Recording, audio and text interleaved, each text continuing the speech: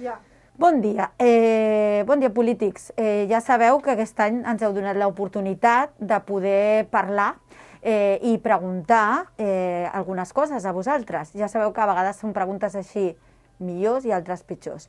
Alguns de vosaltres ja em coneixeu, soc la Mar Martínez, des de fa 21 anys treballo com a infermera escolar i la pregunta que us faré és molt fàcil. Per quan la implantació de la figura de la infermera escolar dins de les escoles d'educació especial?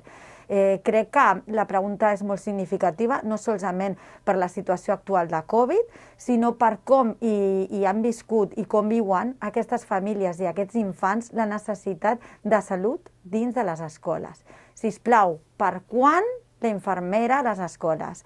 Un col·le, una infermera. Gràcies, i us demanaria, sisplau, que si no fos viable, hi ha associacions que estem treballant per fer aquesta viabilitat. Compteu amb nosaltres. La viabilitat és cosa de tots i tots ens hem d'ajudar.